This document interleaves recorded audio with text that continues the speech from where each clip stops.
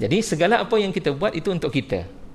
Semuanya akan kembali kepada kita, dan sebab itu bila kita berusaha untuk melakukan perintah daripada Allah, dalam ayat ini merujuk kepada takwa, segala kebaikan itu Allah bagi pada kita dalam keadaan percuma. Masya Allah. Mana Ustaz, hati saya ni ragu-ragu tentang Islam. Jadi insan yang bertakwa, insya-Allah Allah akan lahirkan dalam diri kita perasaan untuk meyakini apapun yang kita percayai daripada soal yang dibicarakan oleh Allah Subhanahu Wa Taala dalam hidup kita. Sebab paling kita takut hati kita ni ragu-ragu dalam kita nak melaksanakan kerja dan amalan-amalan dalam kehidupan. Apatah lagi kalau ragu dengan Allah Subhanahu Wa Taala, itu cukup bermasalah.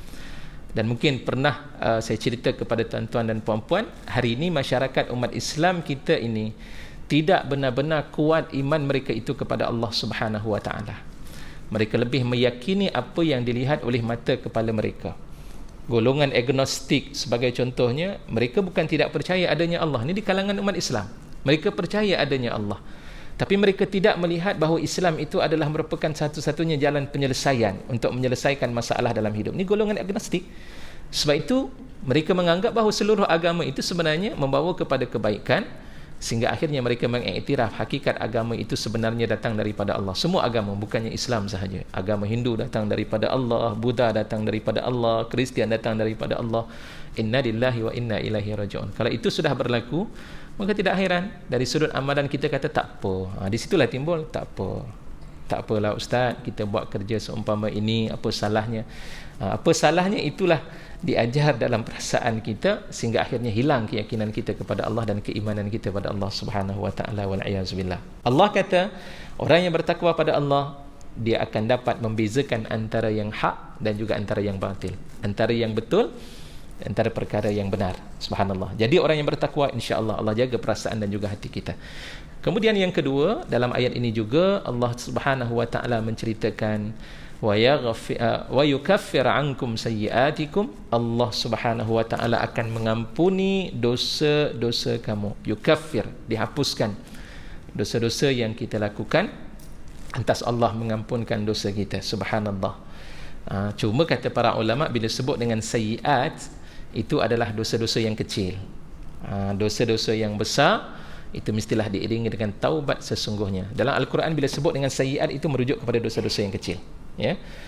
Kalau disebut kabaira, itu merujuk kepada dosa-dosa yang besar, ya. Baik, dosa kita dihapuskan oleh Allah bila kita melahirkan ciri orang yang bertakwa kepada Allah Subhanahu Wa Taala. Dan Allah Dzul Fadlil Azim, memiliki limpahan kurniaan ataupun keutamaan yang agung. Apa maksud keutamaan? Limpahan daripada Allah Subhanahu Wa Taala. Allah tak dapat apa-apa pun daripada kita. Ini yang dikatakan Fadlul Azim, limpahan dan kurniaan daripada Allah Subhanahu Wa Taala pada kita ni. Itu memberikan maksud tak ada sesuatu pun perkara yang kita lakukan baik dalam hidup kita ni semuanya kembali pada Allah. Tak. Kita duk berusaha tunaikan solat siang dan malam, tambah lagi dengan ibadah qiyamil lail, tambah lagi dengan puasa sunat yang dilakukan, itu tidak menambahkan kekuasaan Allah Subhanahu Wa Taala. Ataupun orang yang menyekutukan Allah Subhanahu Wa Taala, mereka sekutukan Allah, tak sembah Allah, apakah akan berlaku kekurangan bagi Allah? Jawapannya tak kurang juga. Jadi segala apa yang kita buat itu untuk kita. Semuanya akan kembali kepada kita, dan sebab itu bila kita berusaha untuk melakukan perintah daripada Allah, dalam ayat ini merujuk kepada takwa, segala kebaikan itu Allah bagi pada kita dalam keadaan percuma. Masya Allah. Mana ada majikan yang boleh begitu? Majikan kata, kamu buat kerja ni, saya akan bagi bonus sekian, saya akan berikan sekian, dan saya tidak pernah mengharapkan apapun ganjaran dan keuntungan daripada kerja dan tugas yang kamu lakukan. Agak-agak ada majikan seumpama itu? Tidak ada. Semua majikan bila arahkan pekerjanya untuk melakukan satu kerja, dia nak apakah kelebihan-kelebihan yang dilakukan daripadanya. Dan sebab itu bonus akan diberikan kepada pekerja yang cemerlang, yang dapat melahirkan keuntungan dalam agensi ataupun dalam jabatan, dalam syarikat dan sebagainya. Mereka akan mendapat lebih. Allah tidak begitu. Allah minta pada kita bekerja, semua keuntungan kita melakukan amal itu semuanya kembali kepada kita, tidak pada Allah. Sebab itu Allah sebut dalam ayat ini dengan kalimah Dzul Fadlil Azim. Allah itu maha melimpahi akan nikmat-nikmat yang Allah berikan, lagi maha besar dan agung akan setiap nikmat yang Allah berikan. Besarnya pemberian Allah tidak sama dengan besarnya pemberian kita. Besar pemberian Allah tu memang kita tidak akan mampu untuk dibandingkan dengan pemberian kita. Contoh buat sedekah lah.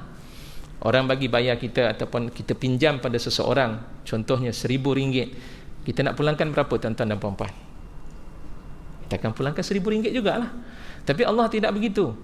Allah bagi pada kita, kita bagi pada Allah Subhanahu Wa Taala yang hakikatnya datang daripada Allah, kita pulangkan semula kepada Allah 700 kali ganda. Mana ada seumpama itu yang mampu untuk kita tawarkan kepada manusia? Tak ada.